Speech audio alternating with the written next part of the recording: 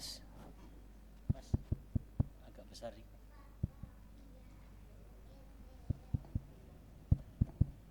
Tes. Bismillahirrahmanirrahim. Assalamualaikum warahmatullahi wabarakatuh.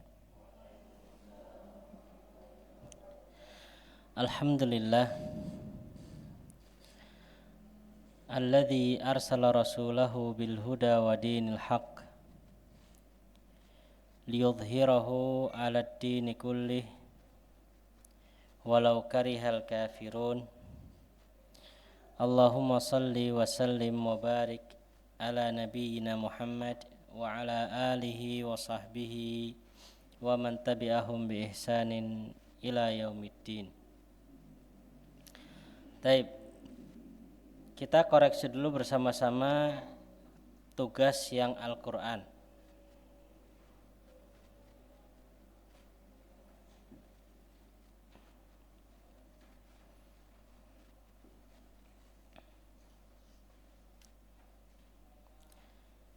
Tugasnya sampai ayat 14. Oke. Dari 11 sampai 14. Baik, kita mulai dari Busri ayat ke-11 yang isim mana? Fil ardi isim. Tandanya oke, depannya ada huruf jar, alif lam, kasroh. Jadi ada 3 tanda. Jenisnya mufrad, betul. Tapi Bu Ajeng apa? Muslihuna, taib. Di situ isim, muslihun isim.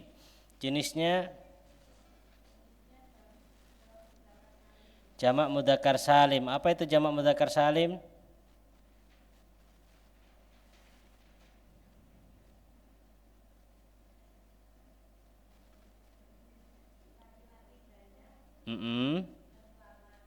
Selamat, ya. Terus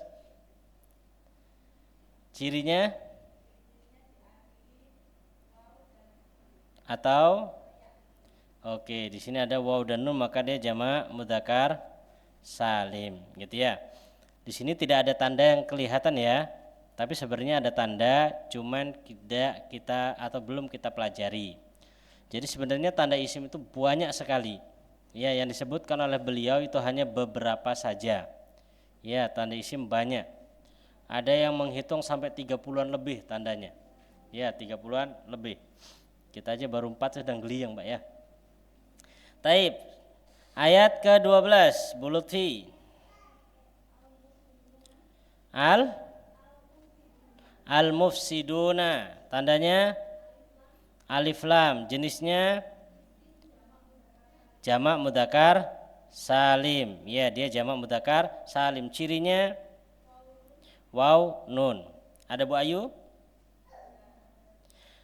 Bu Ayu, ayat ada lagi?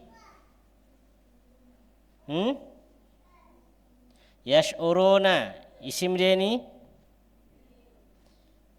Fi'il atau isim? Fi'il, karena depannya ada ya. Maka dia fi'il, bukan isim. Jadi nggak ada lagi. Taib, ayat ke-13, Bu Ayu.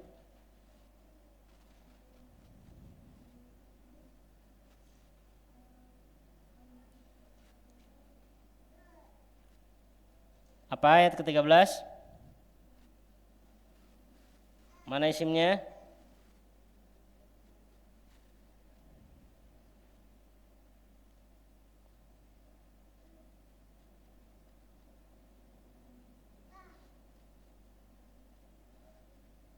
Mana?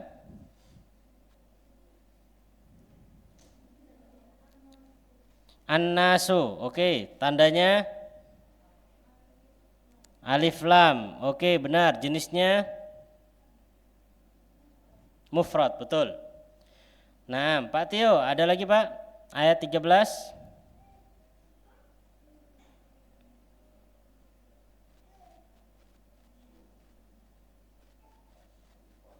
As-sufaha'u. Oke.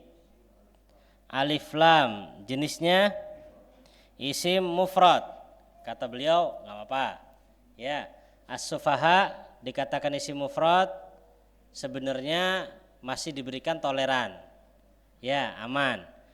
Tapi yang benar as-sufaha itu adalah jamak taksir. Jamak dari kata safihun, jamaknya sufaha. Ya, safihun jamaknya sufaha. Jadi kalau dalam bahasa Arab itu ada jahilun, ada safihun. Kalau jahilun bodoh, kalau safih di atasnya lebih parah. Ya. Kalau bahasa Jawanya mungkin satunya goblok, yang satunya apa? Goblok gitu. Ya. Nah, makanya dalam Al-Qur'an apa? Allah mengatakan wala tu'tus sufaha amwalahum.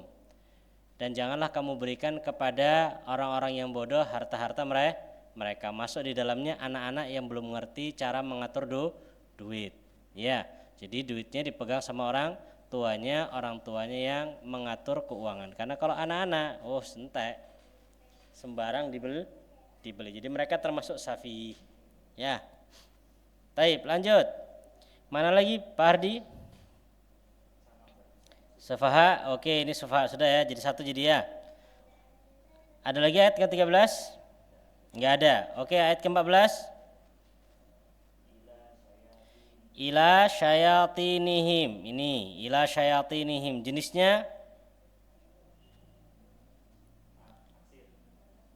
jamak taksir. Tandanya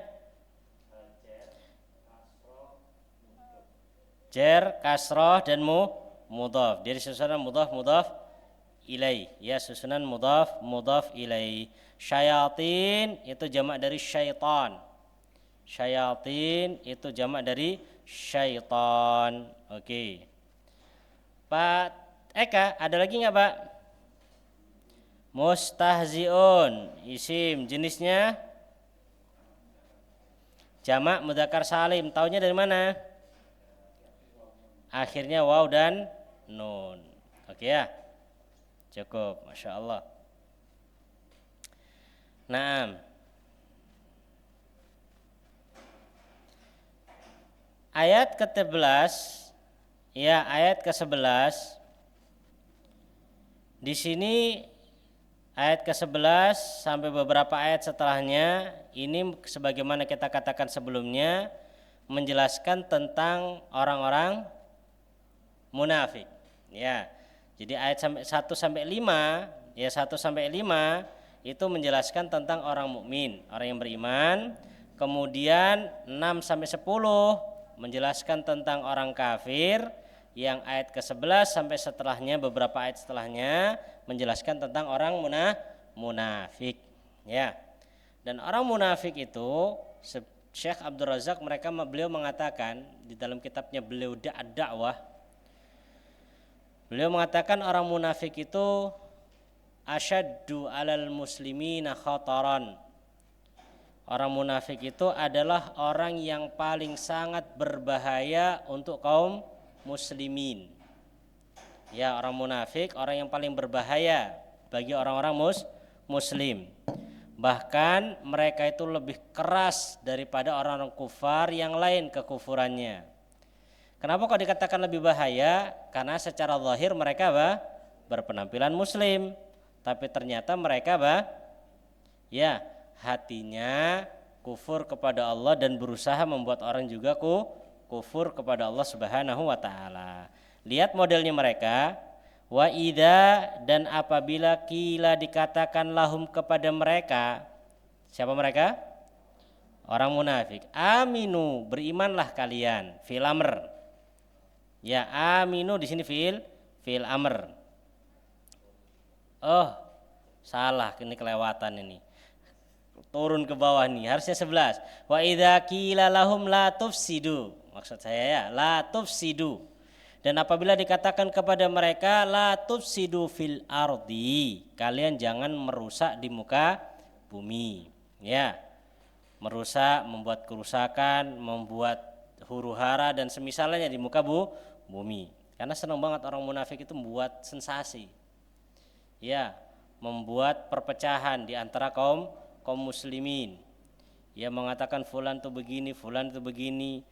Kemudian membawa opini agar memusuhi muslim yang lain. Itu gayanya orang-orang munafik. La tufsidu fil ar. Apa jawaban mereka? Qalu, mereka berkata, innama nahnu muslihun. Kami itu sedang memperbaiki.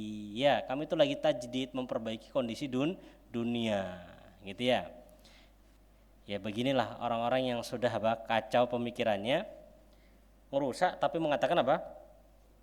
Memperbaiki. Ya, sama seperti cerita orang yang di kapal di dek bawah sama dek atas itu. Yang di bawah pingin apa? Buat bolongan biar airnya masuk, biar nggak butuh ke atas. Ini saya lagi berbuat baik ini. Padahal apa? Ya, pingin menghancurkan dan menenggelamkan manusia. Taib. Maka Allah katakan ala innahum, ketahuilah sesungguhnya mereka itu adalah al-mufsidun. Mereka itu perusak. Ya, mereka itulah perusak. Jadi mereka ngerusak. Pokoknya di mana ada orang munafik pasti rusak di situ. Ya. Persahabatan aman-aman aja, ikhwannya aman-aman aja. Kok ternyata tiba-tiba terjadi rame. Dikhawatirkan di antara mereka ada orang-orang munafik. Dan para ulama mengatakan munafik di akhir zaman itu banyak. Jangan antum bayangkan munafik itu kemudian mereka penampilannya beda, enggak bisa dibedakan. Badannya, Masya Allah. Ibadahnya, jangan ditanya. Omongannya, omongan mereka itu seakan-akan yang paling benar. Itu Allah katakan sendiri dalam surat Al-Munafikun. Wa idza ra'aitahum tu'jibuka ajsamuhum. Badannya Masya Allah. Ya. Sedani. Wa idza ra'aitahum tu'jibuka ajsamuhum. Ya, lanjutnya penampilannya bagus. Ya. Wa iyaqulu, kalau mereka ngomong tasma' liqaulihim, kalian pasti akan langsung terpukau dengan perkataan mereka. Masya Allah mereka. Lanjut. Kemudian yang lain, wa idza qila lahum aminu kama amanan nas, dan apabila dikatakan kepada mereka berimanlah sebagaimana manusia-manusia beriman. Apa jawaban mereka? Qalu anu'minu kama amanas sufaha. Apakah kami harus beriman seperti berimannya sufaha? Siapa yang dimaksud mereka ini? Ya, orang beriman dinamakan dengan apa? Sufaha sama mereka. Apa ngikuti orang goblok, nggak mau kata mereka. Ya, mereka dan ini bukti bahwasanya orang munafik itu suka mengolok-olok orang yang beriman. Ya, orang yang mengajak kebaikan diolok-olok. Dikatakan yang ingin memecah belah lah, dikatakan perusak lah, pemersatuan, tidak cinta NKRI dan lain-lainnya macam-macam ya. Bahkan dijuluki dengan sufaha orang yang beriman itu. Ya. Bahkan dalam surat Al-Jumu'ah dalam surat Al-Munafikun mereka mengatakan apa? Dalam surat itu la irja'na ilal madinati la yukhrijannal a'azzu minhal adzal. Mereka mensifati orang mukmin dengan apa? Al-adzal, orang rendahan. Ya, dikatakan bodoh, dikatakan rendahan. Tapi modelnya mereka ini apa? Pas nggak ada sama orang yang beriman. Ngomong kayak gini itu ketika nggak ada orang yang beriman. Kalau ada orang beriman, gaya-gaya seakan-akan mereka membela gitu ya. Maka Allah balas, ala innahum humus sufaha. Ketahuilah sesungguhnya mereka itulah yang sufaha, yang bodoh itu mereka. Ya, cuman sayangnya walakil, akan tetapi mereka tidak beriman, tidak mengetahuinya, nggak sadar. Makanya begitu ini, susahnya gitu. Nggak sadar gitu. Makanya ini kalau di dalam ilmu usul, kata Syekh Utsaimin, ini namanya jahlun murakkab. Ini namanya bodoh yang kuadrat. Nah, gitu. Bodohnya bodoh kuadrat. Satu, dia itu bodoh. Yang kedua, nggak sadar kalau dia itu bodoh. Jadi bodohnya kuadrat. Gitu ya. Ini ketika mereka sendiri. Tapi lihat ini ayat ke-14 menceritakan gayanya mereka. Wa idzal laqul ladzina amanu, kalau bertemu dengan orang beriman mereka mengatakan apa? Amanna, kami juga beriman loh, gitu ya. Wa idza khalau ila syayatinihim, kalau bersama dengan setan-setan mereka, pembesar-pembesar mereka, qalu, mereka mengatakan inna ma'akum, kami itu sama kalian. Innama nahnu mustahziun, sesungguhnya kami itu sedang mengejek mereka. Jadi ucapannya pujian tapi sebenarnya mengejek. Taib. Lanjutnya ayat 15 16 PR lagi. 15 16. Kurang Pak Tio? Taib, Pak Tio cukup sudah nih. Taib, PR nahunya. Kita periksa PR nahunya.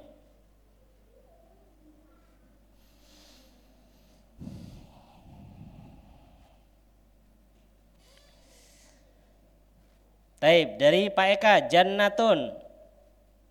Apa jenisnya, Pak? Isim mufrad, betul. Muflihuna, Pak Tio. Jamak mudzakkar salim, betul. Mufsidina, Pak Hardi. Jamak mudzakkar salim. Bedanya yang di sini pakai waw nun, yang di sini pakai ya nun. Taib, Busri, ayatin. Taunya muannas salim dari mana, Bu Sri? Oke, alif sama ta di belakang. Terus Bu Ayu, al-ka'baini. Apa Bu Ayu? Isim mutsanna. Taunya isim mutsanna dari mana? Ya sama nun, nunnya berharokat kasroh. Karena jamak mudzakkar salim sama jamak mudzakkar salim sama isim mutsanna sama-sama pakai ya. Cuman bedanya di sini nunnya fathah, di sini nunnya kasroh. Kalau masih ada harokatnya aman. Kalau mulai gundul nanti, di situ nanti main dari konteks kalimatnya. Kira-kira makna yang dimaukan mutsanna atau jamak begitu. Terus Bu Lutfi, al-fatwa, Bu Ayu ada? Bu Aisyah ada? Bu Aisyah, al-fatwa, kelewatan dari tadi nih. Enggak ada? Oh, Bu Lutfi, al-fatwa. Isi maksur. Taunya isi maksur dari mana? Alif bengkong. Namanya secara kaidah nahwu apa ini alif ini? Alif apa? Alif lazimah. Kenapa namanya lazimah? Karena nggak bisa berubah. Taib. Bu Ajeng, yadani. Mutsanna. Taunya mutsanna? Alif nun. Oke. Bu Sri, Khadijah. Isim ghairu munsharif. Jenisnya apa dia?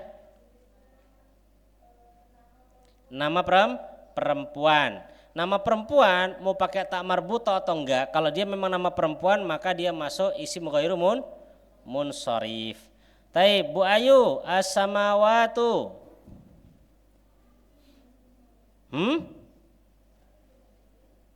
Apa Bu? As-samawatu. Jamak muannas salim, betul. Taunya dari mana Bu Ayu? Alif sama ta, satu paket ya. Alif sama ta. Pak Eka, anwarun. Jamak taksir. Jamak dari apa? Nur. Nur itu mufradnya, jamaknya anwar. Ya. Anwar. Jadi anwar itu apa? Banyak cahaya. Udah anwar zahid lagi. Masya Allah.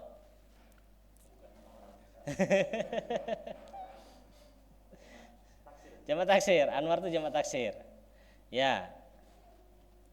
Anwar Zaid ya. Siapa Anwar Zaid, Pak Tio? Enggak tahu Pak Tio? Enggak tahu Anwar Zaid Pak Tio ini. Sering dengar ya? Oh, Masya Allah itu. Gus. Abah apa namanya? Abah siapa namanya? Iya. Tapi Masya Allah.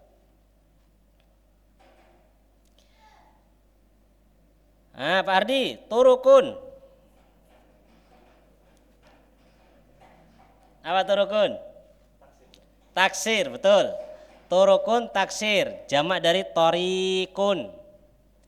Torikun turuk. Ya, torikun turukun. Artinya jalan-jalan, bukan healing tapi ya.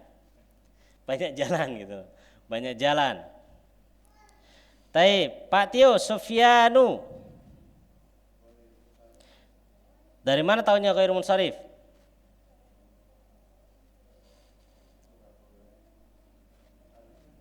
Karena dia isi nama orang berakhiran alif nun. Nama orang ya berakhiran alif nun. Sufyan. Terus Busri, absaruhum. Jamak taksir dari kata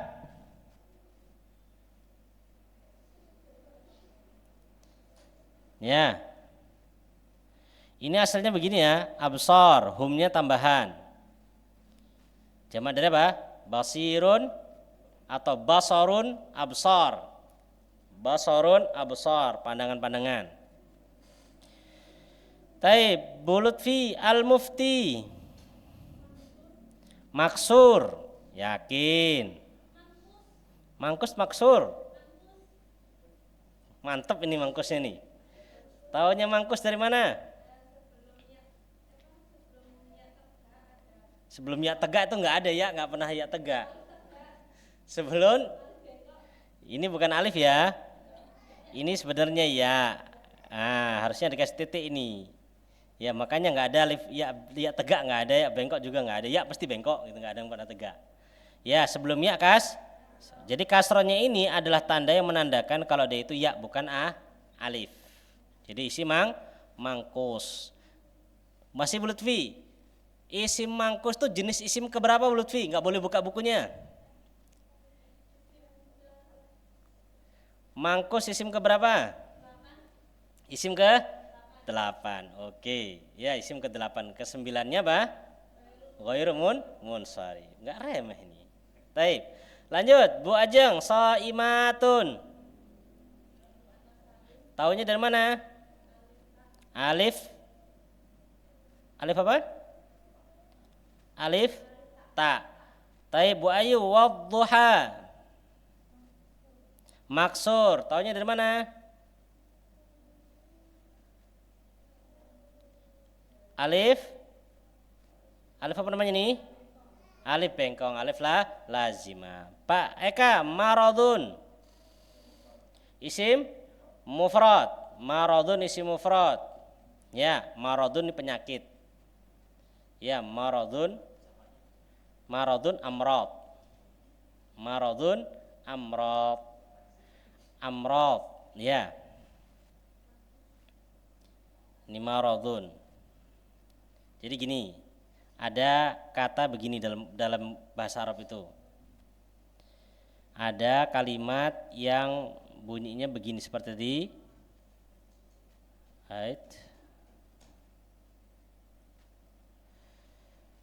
Maradun jamaknya amradun. Ada lagi maridun jamaknya mardha. Ya jamaknya mardha. Kalau ini artinya sakit. Ya, yang pertama artinya sakit, kalau yang kedua maridun artinya orang yang sakit. Ya. Maka dalam Al-Qur'an Allah mengatakan fi qulubihim maradun. Bukan fi qulubihim maridun, tapi maradun, penyakitnya. Jamaknya amrad. Maka di sana Ibnu Qayyim punya kitab apa? Amradul qulub. Penyakit-penyakitnya hati. Ya, amradul qulub, penyakit-penyakitnya hati. Ada juga begini tulisannya. Amrod pakai dal, amrod. Kalau amrod ini adalah anak laki-laki yang gantengnya sampai kayak cantik. Ya, amrod ini adalah laki-laki ganteng banget sampai kelihatan cantik.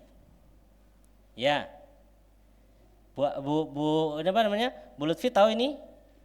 Ada kan ya? Orang itu saking gantengnya kayak cantik gitu loh. Ya, saya cantik. Saking putihnya sampai bibirnya merah begitu kayak pakai lipstick gitu ya. Nah, itu amrod. Ya, dan ini lebih berbahaya daripada perempuan ini. Bukan maksudnya itunya. Fitnahnya lebih berbahaya. Ya, lebih bahaya. Dia kalau biasanya amrod ini masih kecil. Karena kalau udah besar, laki-laki itu biasanya apa? Ya, ada kumis atau ada jenggotnya kelihatan. Tapi masih kecil biasanya kelihatan manis, lucu gimana begitu ya. Dan ini biasanya jadi fitnah orang-orang pecinta apa? Nah, itulah dia lah ya. Taib. Lanjut. Muslihuna Pak Tio. Jamak mudzakkar salim. Taunya dari mana? Waw nun. Busri a'ma. Isim maksur. Tandanya alif lazimah, ini bukan ya. Ini ya atau alif ini? A'ma ya, belakangnya itu alif atau ya? Taunya alif dari mana? Nah, sebelumnya fathah. A'ma. Apa artinya a'ma?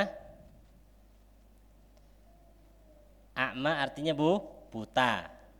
A'ma itu buta. Ya.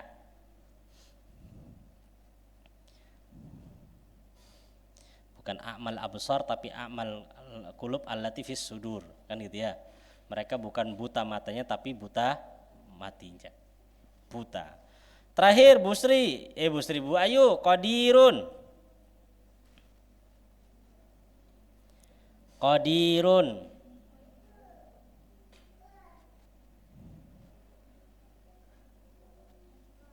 Mufrad. Oke, betul. Qadirun mufrad. Masyaallah ya. Qadirun mufrad. Qadirun ada jamaknya enggak? Wallahu alam, enggak tahu. Ya, karena qadir ya.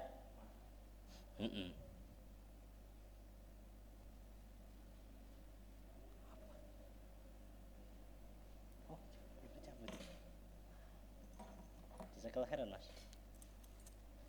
Taib, qadirun. Alhamdulillah kita selesai dari jenis-jenis isim. Kesimpulannya jenis isim itu 9. Dan ini beliau membuat penjelasan isim secara ringkas. Ya, isim secara ringkas. Kalau kita lihat di tempat lain itu pembagian isim itu macam-macam. Ada penjelasan tentang pembagian isim ditinjau dari bilangannya.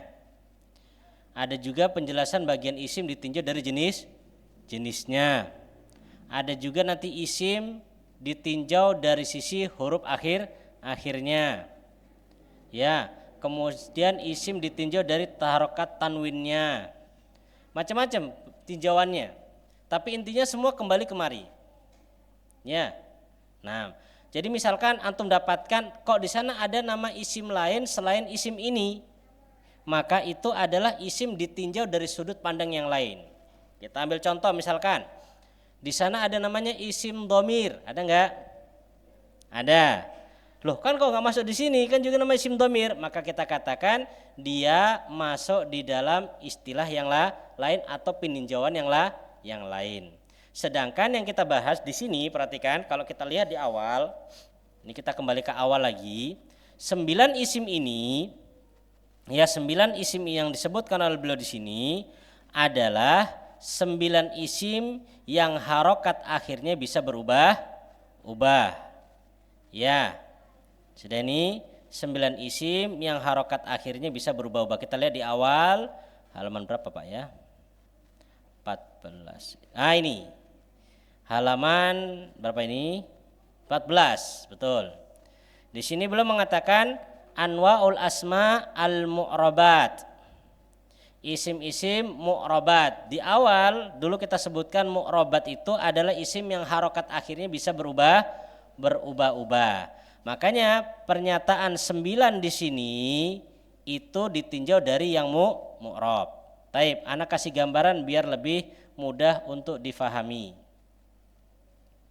Gitu ya. Jadi kalau kita lihat isim ditinjau dari sisi berubah nggak berubah, harokat akhirnya, nanti kita akan pelajari juga hari ini insya Allah. Jadi isim itu ada yang namanya isim mu'rab. Ya, isim mu'rabun. Dan juga ada isim namanya isim mabni. Ya. Kalau mu'rab adalah isim yang harokat akhirnya bisa berubah-ubah. Jadi harokatnya itu untuk isim mu'rab ini harokatnya dia itu bisa berubah-ubah. Bisa dhammah, bisa fathah, bisa kasroh. Gitu ya. Bisa dhammah, bisa fathah, bisa kasroh. Sedangkan kalau mabni lawan dari mu'rab. Kalau mu'rab bisa berubah-ubah, mabni apa? Tetap. Contoh seperti ini. Hadza. Antum masuki ila tetap apa? Ila hadza. Atau huwa. Ya. Huwa. Ini sampai kapanpun dia tetap huwa, nggak bakal berubah. Tapi bisa Ustaz berubah hiya, bisa nggak? Bisa, tapi nanti penunjukannya berbeda.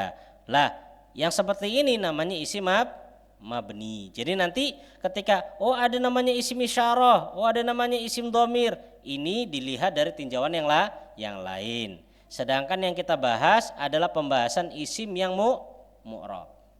Gitu ya. Maka untuk lebih lanjutnya di sini lebih lanjutnya beliau akan membahas kepada kita pembahasan yang baru. Jadi setelah kita kenal, ada isim ini, ada isim itu, maka sekarang kita dikenalkan dengan pembahasan yang baru. Tolong diperhatikan pembahasan baru. Karena biasanya kalau baru itu apa Pak Tio? Menantang, betul. Bukan susah, menantang. Ya, menantang dia. Saking menantangnya kadang ngeluh. Baik, ini pembahasannya. Ya, pembahasan kita adalah ini. Monggo dibaca Pak Hardi. Perhatikan ya. I'rab dan bina. Definisi i'rab. Baik, perhatikan. Pembahasan kita adalah pembahasan tentang i'rab dan bina. Pembahasan i'rab dan bina. Jadi, pembahasan ini adalah pembahasan inti dari isim. Dengan arti kata, isim itu enggak lepas dari dua ini, dari i'rab dan dari bina. Ada i'rab dan ada bina. Apa sih i'rab? Apa sih bina? Monggo. Definisi i'rab. I'rab artinya perubahan atau berubah. Taib. I'rab artinya perubahan atau berubah. Jadi i'rab adalah perubahan. Ingat, i'rab itu perubahan. Atau kalau bahasa yang lain,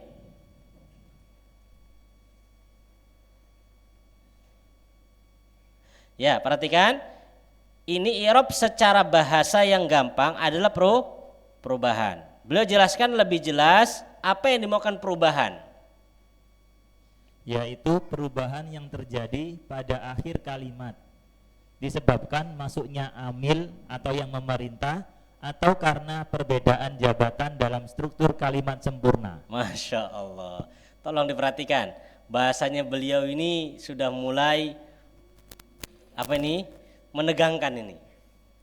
Kenapa saya bilang menegangkan? Perhatikan, beliau di sini menjelaskan tentang amil. Satu.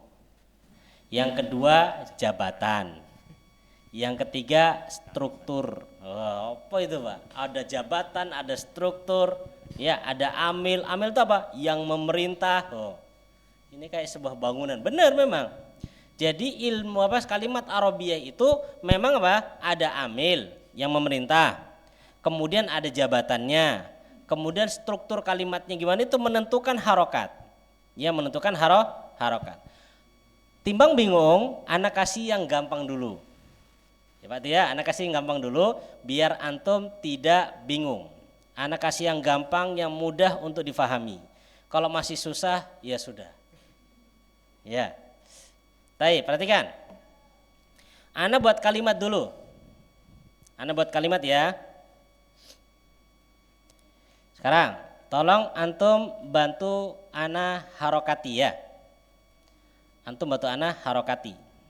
Ana buat dulu kalimatnya, nanti antum bantu ana harokati.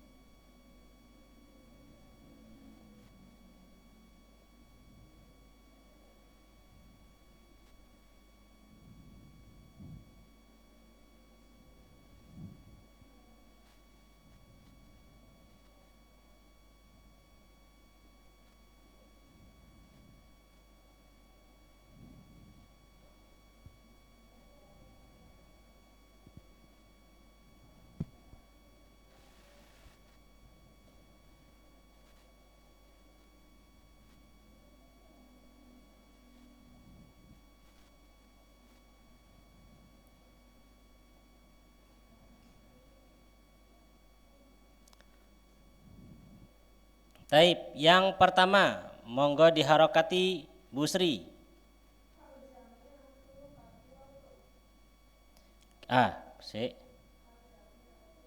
Al-jami'atu kabiratun. Yang kedua, Pak Tio.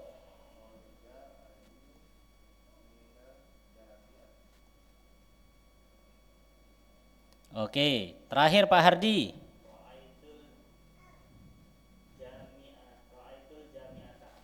Ro'aitu al-jami'ata. Oke. Bu Lutfi sudah benar semua harokatnya? Oh sudah. Aman ini ya. Oke, aman. Tapi perhatikan di sini, dari 3 kalimat ini ada satu kata yang sama. Mana kata yang sama Bu Ayu? Al-jami'ah. Oke, perhatikan jami'ah, semua ada di sini sama. Sudah? Sudah Pak Tio? Sama ya? Taib. Tapi dari ketiga-tiganya harokatnya semua berbeda-beda. Harokatnya berbeda-beda. Yang pertama harokatnya dhamma. Yang kedua harokatnya kasroh. Sedangkan yang ketiga harokatnya fathah. Sudah Pak Tio? Ya, taib. Sudah ini cermati dulu, monggo dicermati dulu. Antum nggak usah bingung kalimat-kalimatnya, fokus ke jamiahnya aja. Sudah ya, lanjut.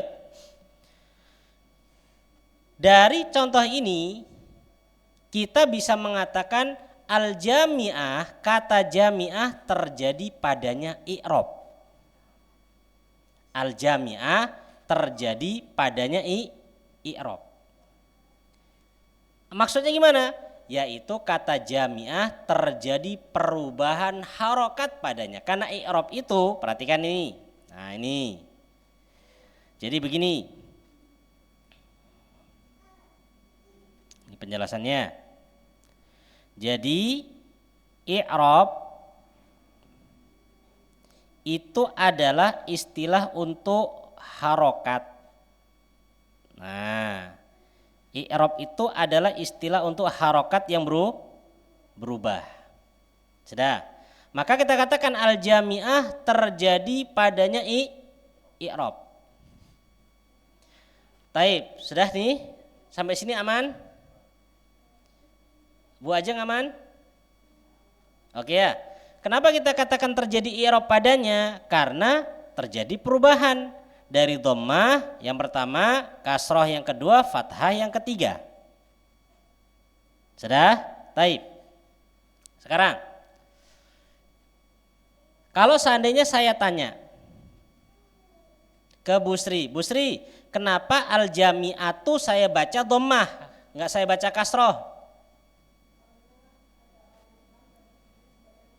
Oke, posisinya dia sebagai apa? Mubtada, kita kasih tanda mim. Gitu ya. Sudah Pak Tio? Oke. Kemudian Pak Tio, kenapa al-jami'ah yang kedua saya kasroh? Karena dia jar majrur. Gini tandanya kita bahas Pak Tio. Jar majrur. Oke. Bu Lutfi, kenapa jami'ah yang ketiga saya baca fathah? Lupa dia ini. Ya. Bu Ayu tahu? Objek, betul. Kalau bahasa Arabnya maf'ul bih. Sudah Pak Tio? Objek, karena kan dia yang dilihat nih. Oke. Sudah nih? Sampai sini aman ya? Jadi saya ulangi, yang pertama saya harokati dhammah karena dia sebagai mubtada. Yang kedua saya harokati kasroh karena jar majrur. Kok tahu jar majrur? Karena sebelumnya ada min, kan gitu ya. Naam. Kemudian yang ketiga, ya karena di sini dia anak baca fathah karena bahasa sasaran. Sasaran itu memang harus dibaca fathah. Objek itu harus fathah. Dan ya. Baik. Oke, kita masuk. Lanjut ya. Nah. Jadi ini mim mubtada, jar majrur atau objek ini kalau dalam bahasa Indonesia namanya jabatan. Karena dia menjabat sebagai mubtada maka harus dibaca dhammah. Karena dia menjabat sebagai jar majrur maka harus dibaca kasroh. Karena dia menjabat sebagai apa? Objek maka harus dibaca fathah. Sudah Pak Tio? Aman sampai sini ya? Masih bisa diterima ya? Taib, lanjut. Kalau seandainya saya tanya ke Bu Ajeng, al-jami'ah ini Bu Ajeng, kenapa kok dibaca kasroh? Sebabnya apa? Karena ada huruf jar. Mana huruf jarnya? Min. Sudah Pak Tio? Lah, min ini amil. Kenapa kok dia katakan amil? Karena dia memerintah setelahnya harus kasroh. Ro'a itu juga amil, memerintah kata setelahnya sebagai objek. Al-jami'ah, mana amilnya? Karena dia posisi di awal. Di awal pertama kali, maka dia harus sebagai mubtada. Itu namanya strukturnya. Ya, strukturnya dia berada di awal, makanya dia harus dibaca rofa sebagai mubtada. Dari gambaran ini kita paham apa itu amil dan kita juga apa itu jabatan dan juga paham struktur kalimat ya seperti ini struktur kalimatnya ini. Karena struktur kalimat itu ada mubtada, ada khobar, ada ini, ada itu tuh macam-macam susunannya. Dan itu sebenarnya sudah antum pelajari, cuman dulu nggak ana singgung. Ya, kalau ana singgung dahulu kita nggak bakal lanjut muyasar. Baik. Saya ulangi ya. Saya ulangi lagi dari awal.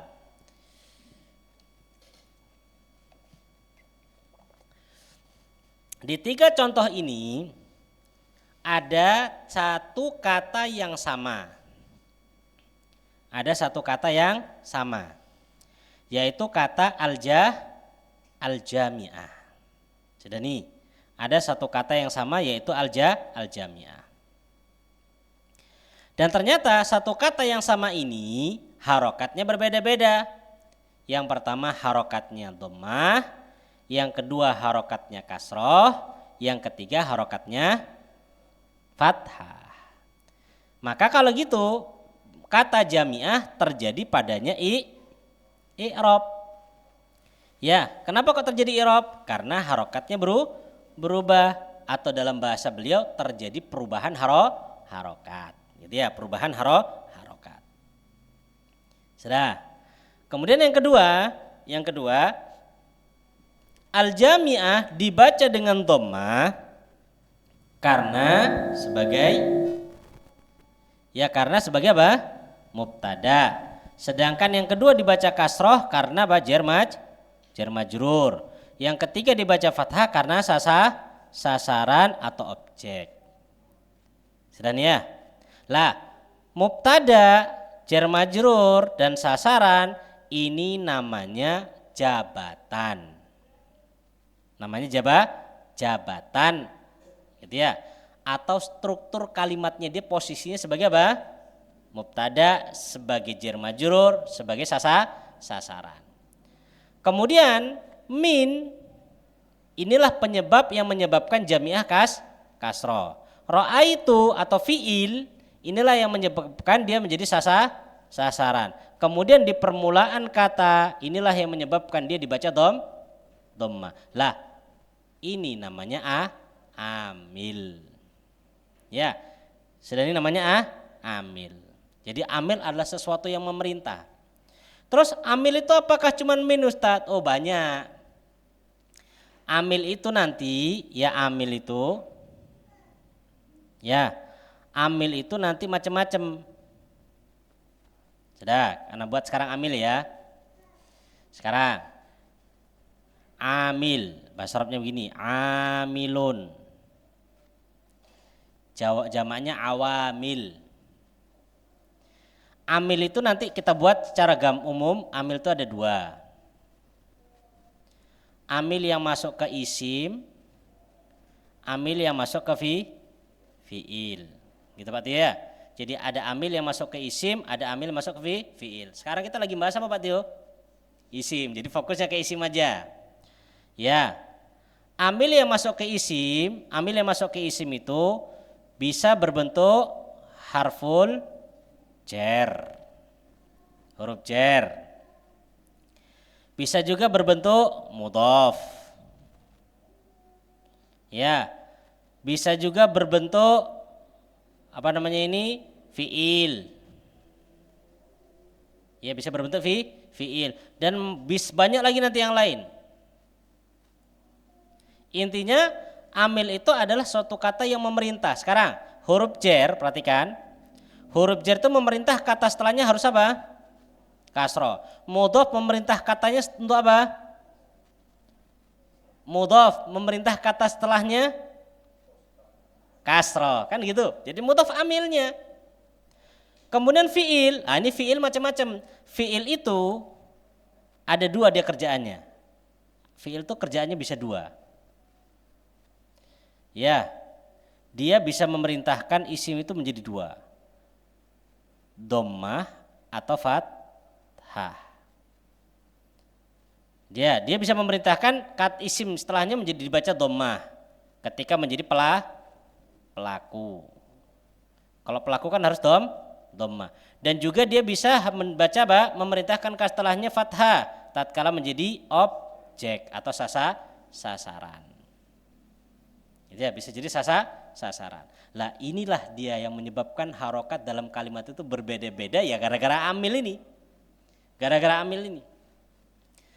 Ya, maka dulu ketika kita belajar di Durusulullah, ana sering mengatakan standar harokat apa? Dhammah. Ana sering mengatakan standar dhammah. Dan ana juga pernah mengatakan ke antum di Durusulullah ini kita cuma diajari dua harokat. Jilid 1 ya, diajari dua harokat, dhammah sama kasroh, nggak ada harokat yang ketiga. Ya, sudah nih. Jadi yang fathah ini belum diajari dan belum sampai kita ke sana. Adanya di mana? Di jilid 2. Adanya di jilid 2. Gitu ya, fathah itu di jilid 2. Gitu. Tapi kalau antum anak kasih jilid 2, tambah pusing nanti antum. Kalau belum sini pusing dia. Kenapa? Karena di sana nanti ada sebenarnya pusingnya itu kalau jilid satunya masih bingung. Kalau jilid satunya enggak, insya Allah. Jadi sebenarnya Durusul Lughah itu kayak Iqra. Kita pernah belajar Iqra Pak ya? Jilid 1, jilid 2 sampai jilid berapa? 6. Lah, kalau antum lulus sampai jilid 6, tes lulus, baca Quran bisa enggak? Sama sebenarnya. Maunya beliau kayak gitu loh. Di Durusul Lughah itu maunya gitu. Cuman terlalu jauh sekali gitu loh. Jauh sekali untuk sampai Untuk ngerti fathah aja di harokat di jilid 2. Sedangkan kita sekarang baru di awal aja udah kenal fathah. Gitu. Sudah ya. Jadi amil itu macam-macam. Ya, amil itu bisa di isim, bisa di fiil. Ada juga nanti amil itu masuk jenisnya ini. Namanya ibtida. Ibtida. Ibtida itu apa? Terletak di permulaan. Kayak tadi sebagai mubtada. Karena terletak di permulaan itu amil dia. Gitu. Sudah, jangan panjang-panjang, kita kembali ke kitab biar lebih paham. Taib, kita ulangi. Definisi i'rab, monggo Pak Ardi. Definisi i'rab. I'rab artinya perubahan atau berubah. Taib, ditambahi di sini. Antum tambahi tulisan perubahan harokat akhir. Perubahan harokat akhir. Atau di sini berubah harokat akhir. Karena terkadang orang dengar i'rab adalah perubahan. Perubahan apa yang berubah? Ya, maka ditambahkan perubahan harokat akhir. Jadi ini walaupun nanti dijelaskan sama beliau di bawah, cuman langsung di awal kita perjelas.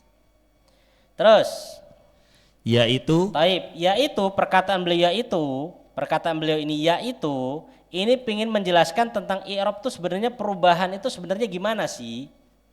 Jadi perkataan beliau ini adalah penjelasan tentang perubahan. Ulangi.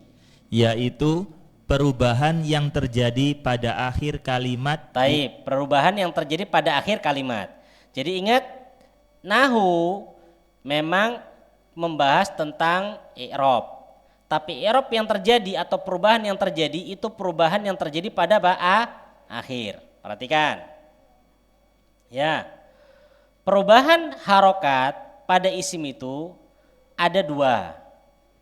Perubahan di akhir dan perubahan sebelum akhir. Perubahan harokat ya. Perubahan harokat pada kata itu terjadi atau terbagi menjadi 2. Perubahan yang terjadi di akhir dan perubahan terjadi sebelum akhir. Tugasnya nahu itu adalah perubahan yang terjadi pada akhir kalimat. Itu tugasnya nahu. Terus yang sebelum akhir tugasnya siapa? Shorof. Sekarang kita ambil contoh. Nah, masuk contoh ini biar tahu perubahan itu gini. Sekarang kita punya kata ini.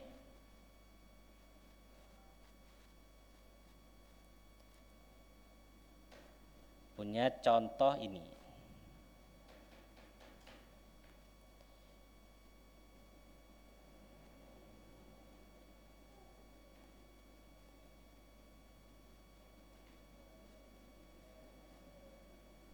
Maktabun. Dapat yuk? Maktabun ini dibahas di dalam ilmu an-nahwu dan juga di dalam ilmu as-sarf. Maktab ini, pembahasan kata maktab ini dibahas di dalam 2 ilmu ini. Cuman bedanya kalau dalam ilmu nahwu yang dibahas itu hanya baknya. Ya hanya baknya. Sedangkan sorof sebelumnya. Jadi kalau kita buat begini. Ya, Sebentar.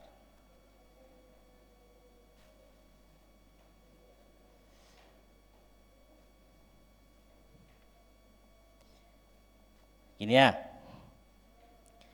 Jadi kita katakan yang nahu itu hanya membahas ba. Sedangkan tak ke belakang ini tugasnya apa? Sorof. Antum tahu bacanya makta dari apa? Sorof. Ya dari sorof. Atau kalau kita baca ini, ya kita nasrib sudah apa? Jakarta apa? Yaksilu ya. Ghosala atau hamalaya. Ya. Dari kata mahmilun.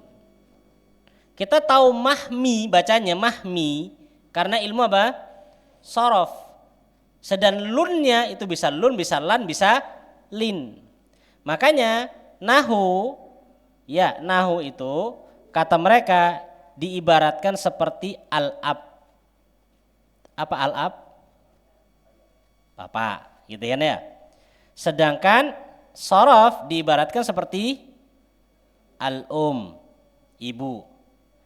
Kalau digabungkan antara nahu dan sorof, ya dipertemukan nahu sama sorof, maka nanti muncul apa? Bapak sama ibu diketemukan, muncul al-ibn, anak. Anaknya ini apa? Qiraatul kitab. Anaknya bisa baca kitab.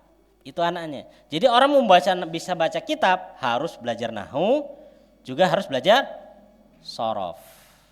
Sekarang, kalau nahu kan tugasnya cuma ba. Sorof tugasnya apa? Sebelumnya, berapa sebelumnya itu? Banyak. Makanya tugasnya ibu itu lebih banyak.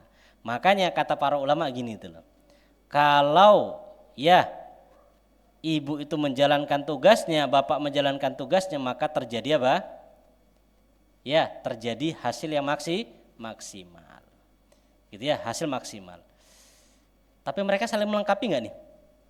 Saling melengkapi. Maka nggak bisa, wah aku tok sing kerja, kamu nggak bisa. Dua-duanya sama-sama kerja dan punya tugas masing-masing.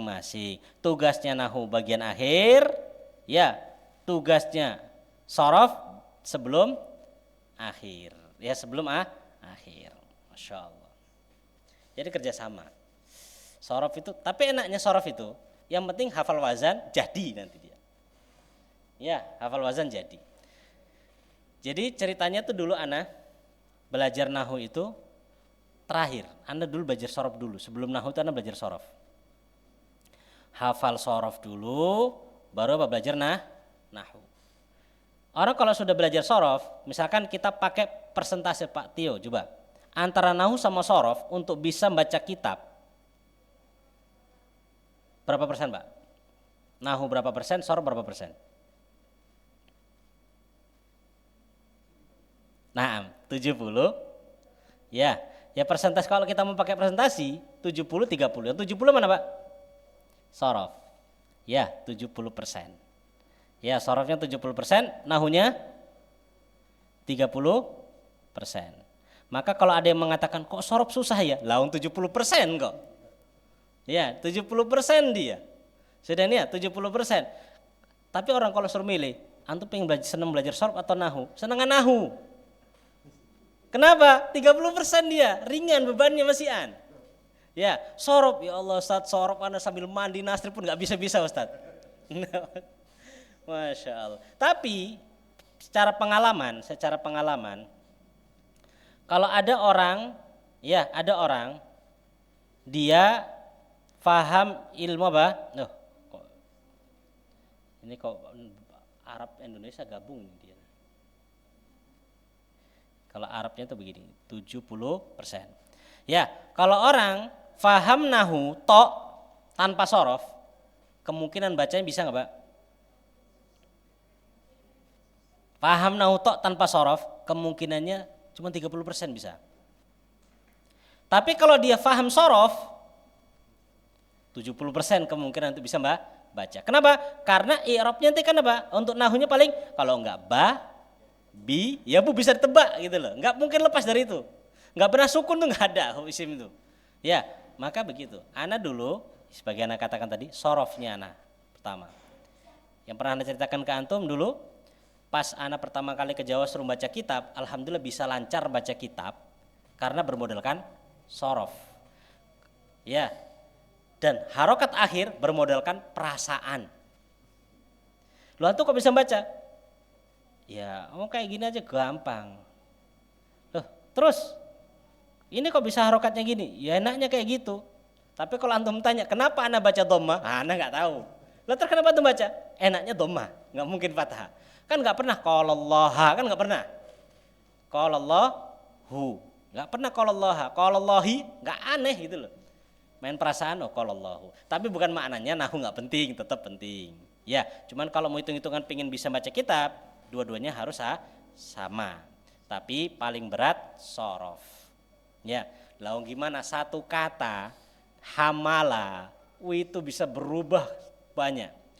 Madinya berubah 12, mudhari'nya 12. Ya, itu maklum majhul 12 itu ya. Sudah berapa itu? 44. 48. 14 itu kan secara total ya, iya betul. 14 secara total semua, kan ada yang sama hitung 12 itu. Ya, 14, 28. 28 tambah 28. Ya. Wah, wakeh pokoknya, Pak. Itu belum nambah apa? Masdarnya 3, isim fa'il 6, isim maf'ul 6, fi'il amr 6, fi'il nahi 6, zaman makan 3. Kemudian alat 3. Masya Allah itu. Makanya antum hafal satu wazan itu sudah sekian banyak kosakata antum masukkan. Ya, dan tunggu-tunggu siap aja nanti ujiannya. Gitu ya. Ujiannya anak kasih bocoran dulu ya. Ujian sorofnya itu. Anak nggak minta antum nasrib, anak minta ngartinya. Contohnya hamala, artikan membawa.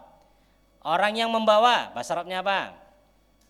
Mereka banyak laki-laki sedang atau akan membawa. Ya, bawalah engkau perempuan. Nah, itu bentuknya kan berubah. Ini bocoran.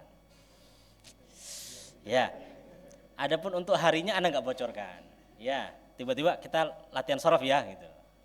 Baik. Cukup insyaallah nahunya ya. Kita sekarang ngerti apa itu i'rab itu dulu. Ya. Adapun selebihnya insyaallah kita akan jelaskan pada pertemuan berikutnya insyaallah. Karena Pak Tio sudah nggak sabar pingin setoran sorofnya. Gitu. Kemarin ibu-ibunya selesai ya?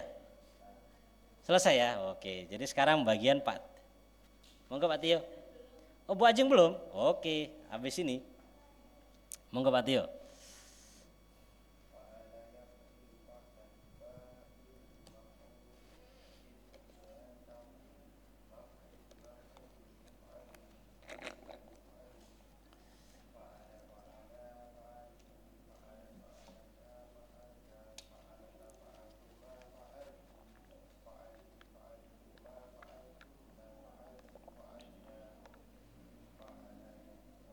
Hmm.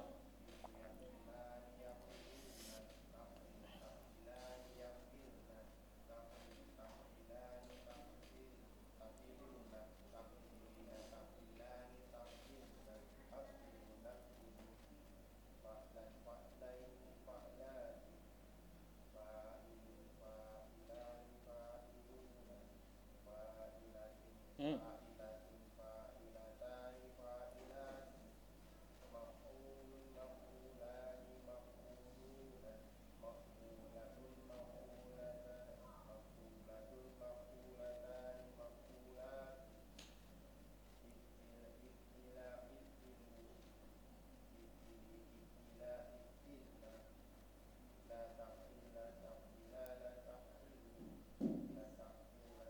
La taf'ili.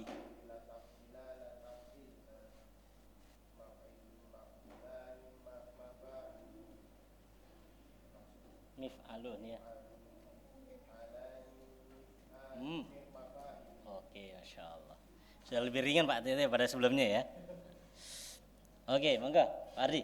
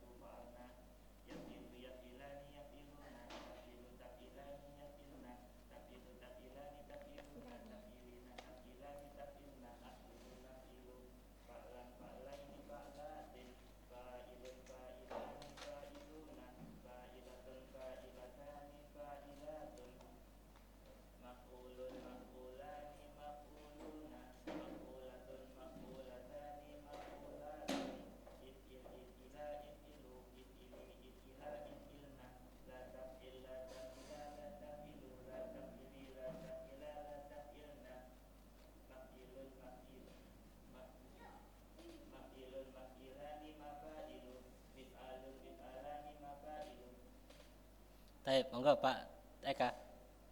Pak Eka sudah belum? Belum ya? Belum, monggo Pak Eka.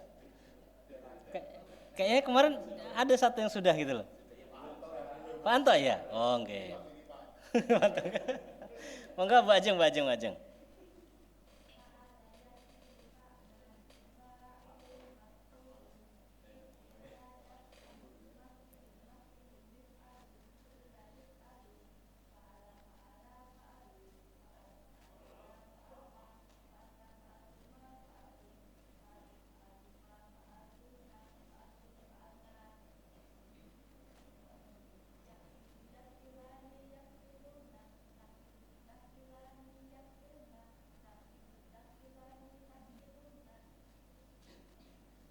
Taf'ilina.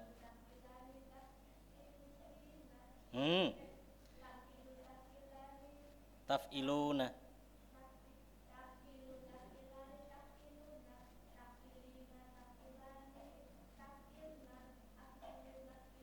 Tapi ya memang sorof itu setoran buku sih, butuh konsentrasi penuh dia.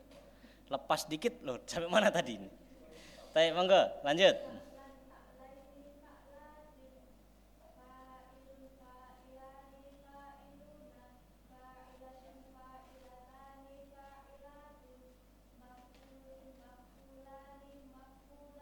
Hmm.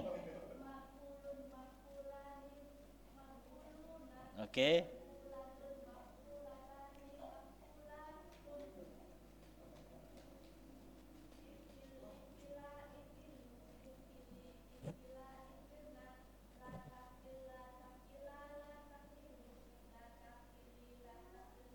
Hah?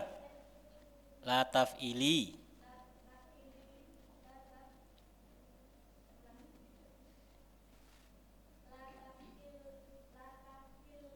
La ta-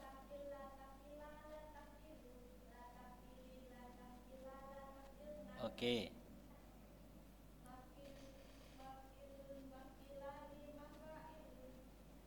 Gak boleh tanwin. Wah, selesai tuh, campur tuh.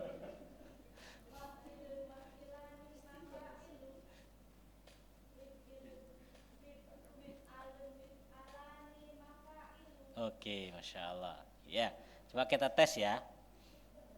Kata ini, perhatikan di layar, kata jalasa. Jalasa ia jelisu julusan. Sudah? Bu Sri, buat jadi fi'il amr. Ijlis. Pak Tio, jadikan isi maf'ul.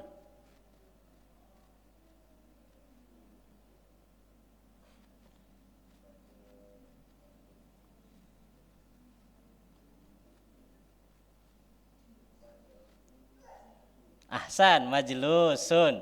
Oke. Jadikan isim alat Pak Eka. Isim alat. Mijlasun. Bu Ayu, jadikan isim zaman makan.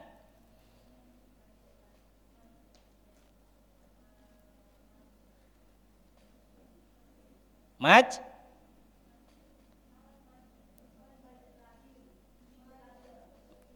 Isim zaman, isim makan. Ini yang anak suruh siapa nih? Lupa, anak bingung nih. Wah. Makanya kok anak bingung tuh banyak sekali Bu Ayunya gitu.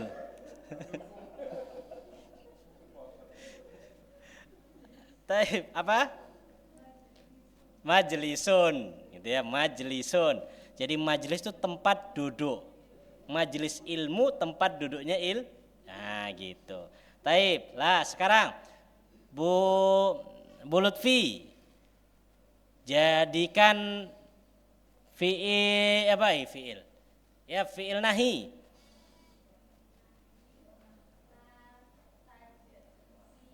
La tajlis. Bu Ajeng jadikan fi'il mudhari.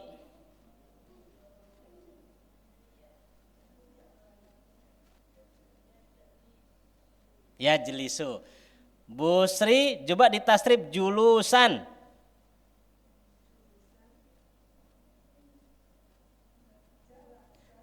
Enggak, julusannya aja. Julusan itu apa dia? Isim fa'il, isim maf'ul, masdar, makan, zaman, atau apa dia tuh? Julusan dia termasuk masdar. Jadi tasrifannya masdar gimana?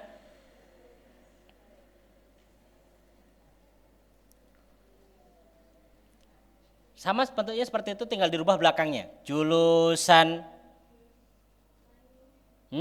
Julusan terus taib.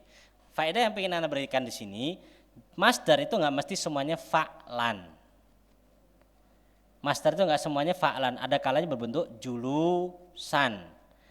Yang fa'lan di sini kan kasron, ghoslan, qotfan, hamlan, ini semuanya fa'lan. Tapi ada kalanya bentuknya lain. Dan ini harus lihat kamus, nggak ada kaedah sendiri untuk masdar. Loh, terus kenapa kok di kita pakai fa'lan? Hanya sekedar memudahkan saja. Oleh karena itu tasrif jalasa sampai isim zaman, isim alat. Sampai isim alat monggo ditasrif. PR-nya. Ya, jalasa sampai isim alat. Total nih ya, full. Jalasa.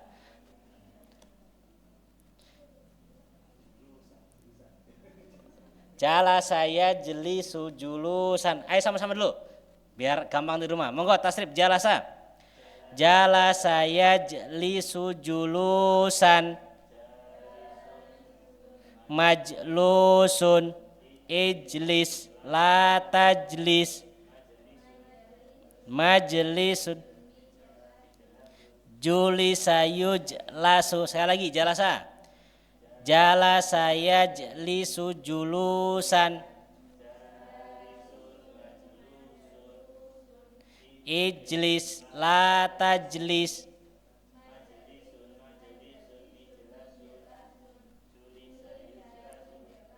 Oke. Ibu-ibunya sendiri jalasa.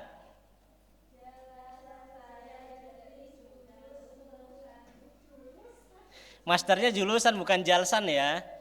Julusan, ulang.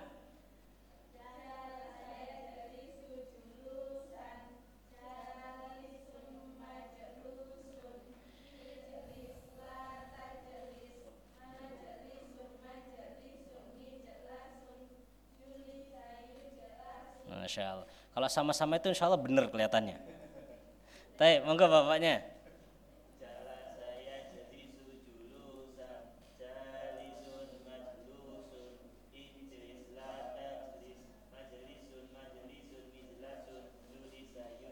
Baik, PR-nya itu ya, jala saya jelisu sempurna sampai isim alat. Wallahu ta'ala alam bisawab. Ada yang tanyakan? Aman ya? Baik, insyaallah kita cukup sampai sini dulu. Kita akhiri dengan doa kafaratul majlis. Subhanakallahumma bihamdik asyhadu alla ilaha illa anta astaghfiruka wa atubu ilaik. Assalamualaikum warahmatullahi wabarakatuh.